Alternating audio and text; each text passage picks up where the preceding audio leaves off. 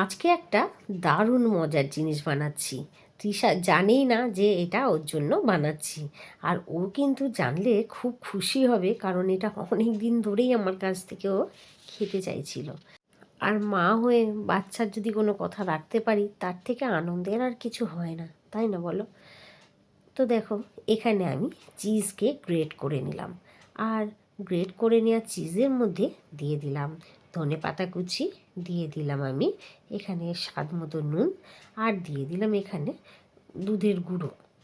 এখানে আমি আমুল দুধ নিয়েছি, তো গুঁড়ো দুধ এখানে আমি দিয়ে দিলাম। ব্যাস, এই তিনটে ইনগ্রেডিয়েন্টসই আমি এখানে দিলাম। আর দিয়ে এটাকে আমি ভালো করে মেখে নিলাম। এদিকে নিয়ে নিয়েছি চিকেন। আর চিকেনের সাথে দিয়ে দিচ্ছি আদা রসুনের পেস্ট। আর এর সাথে দিয়ে দেবো আমি এই যে ভাজা মশলা। ভাজা মশলার মধ্যে আছে ধনে আর জিরে আর একটুখানি শুকনো লঙ্কা। আর দিয়ে দিচ্ছি এখানে গরম মশলার গুঁড়ো। আর দিয়ে দিলাম স্বাদ মতো নুন। আর দেবো এখানে একটুখানি বাটার। দিয়ে এটাকে আমি ব্লেন্ড করে নিলাম। আর এইটা এর মধ্যে মিশিয়ে নিচ্ছি। তবে পুরো চিজটা কিন্তু আমি এখানে নিইনি। কিছুটা চিজ আমি এখানে নিয়েছি, বাকিটা আমি রেখে দিয়েছি অন্য কাজে লাগাবো, মানে এই রান্নার কাজেই। তো এখানে দেখো, এই চিজটার সাথে আমি এটাকে মেখে নিলাম। হ্যাঁ, তোমরা ঠিকই ধরেছো, আজকে হবে চিকেন চিজ বল। তবে হ্যাঁ, ভিডিওটা সম্পূর্ণ দেখেই যাও, তবেই না ভালোভাবে বুঝতে পারবে। তো এখনও কিন্তু এটা অনেক কিছু বাকি আছে। এবার দেখো, এটাকে ভালো করে এর সাথে কিন্তু আমি মিশিয়ে নিচ্ছি।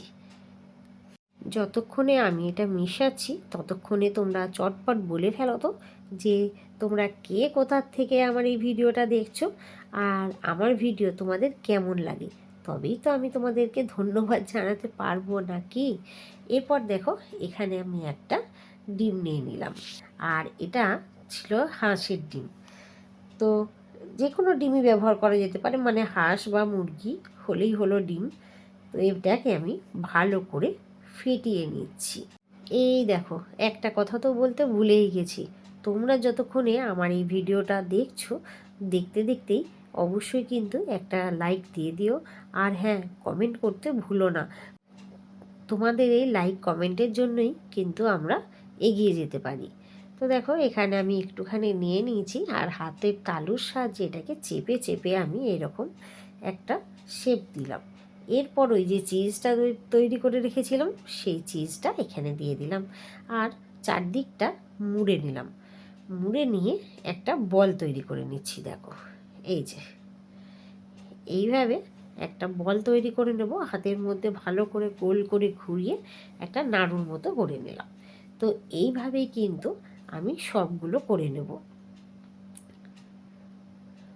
এইভাবে হাতের মধ্যে নিলাম। আর দেখো, একটুখানি চিজটা দিলাম, আর দিয়ে এরকমভাবে করে নিচ্ছি। তৃষা বলে আমার হাতের এই রেসিপিটা নাকি ওর ভীষণ ভালো লাগে। তো তোমরাও কিন্তু অবশ্যই বাড়িতে একবার ট্রাই করো। ছোট বাচ্চা থাকলে বাচ্চারাও তো খেতে পারবেই, আর যাদের দাঁত নেই, মানে বয়স্ক মানুষ যারা আছেন, তারাও কিন্তু এটা খুব আনন্দ করেই খাবেন। আর এর স্বাদ বলারই কথা না। তবে এর আগেও আমি এটা বানিয়েছিলাম একটু অন্যভাবে, আজকে করলাম আর একটু অন্যভাবে। তো সবগুলো এইভাবেই কিন্তু আমি তৈরি করে নেব। এতে কিন্তু চিজের বদলে পনিরও দেওয়া যেতে পারে। আবার চাইলে তোমরা ভেতরে আলুর একটা বেশ সুন্দর করে পুর করেও এর মধ্যে দিতে পারো, সেটাও খেতে কিন্তু অসাধারণ লাগবে। কারণ বাইরেটা তো চিকেন দেওয়া রয়েছে, আর সেটা সত্যি খুব টেস্টি। এই দেখো, আমার কিন্তু কথা বলতে বলতেই সবগুলো তৈরি করা হয়ে গেছে। এবার দেখো, যে ডিমটা আমি ফেটিয়ে রেখেছিলাম সেটা এখানে দিলাম। আর ওইখানে রয়েছে ব্রেড ক্রাম্বস। তো ব্রেড ক্রাম্বস আমি বাড়িতেই তৈরি করে নিই, আমি এটা কিনি না। তো বাড়িতে কিছুই না, পাউরুটিটা একটুখানি তাওয়ার মধ্যে সেঁকে নিয়ে মিক্সিতে গুঁড়ো করে নিলেই ব্রেড ক্রাম্বস তৈরি হয়ে যায়। প্রথমে আমি এই যে ডিমের মধ্যে ডুবিয়ে নিয়েছিলাম, তারপর ব্রেড ক্রাম্বসের একটা কোটিং দিয়ে আর একবার আমি ডিমের মধ্যে ডুবিয়ে তারপর আবার একটা কোটিং দিয়ে দিলাম। এটা কিন্তু অবশ্যই ডবল কোটিং দিতে হবে।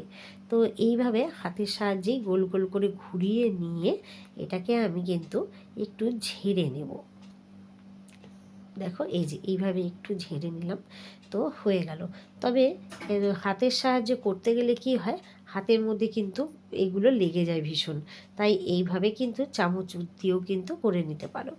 দেখো কিছুই না, চামচের মধ্যে করেই আমি ডুবিয়ে নিলাম আর চামচে করেই ঘুরিয়ে ঘুরিয়ে নিচ্ছি, এতে কিন্তু হাতটাও পরিষ্কার রইল।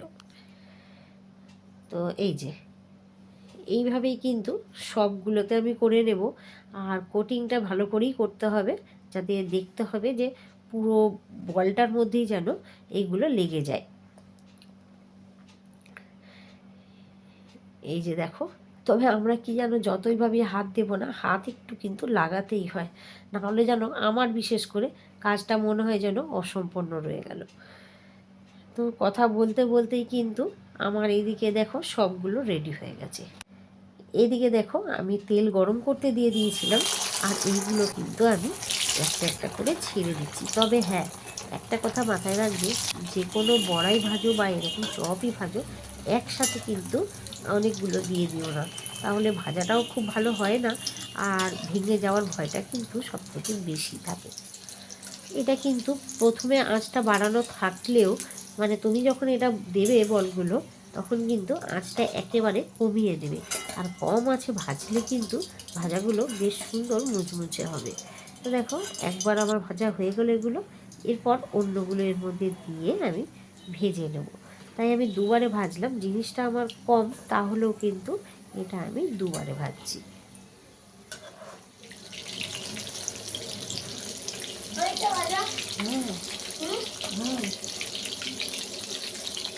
অনেকদিন ধরে খেতে চাইছিলিস?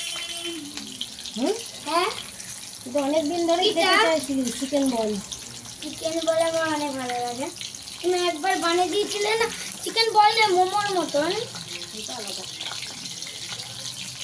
কি সুন্দর গন্ধ। তো আমার তাহলে দেখো সবগুলোই ভাজা হয়ে গেল।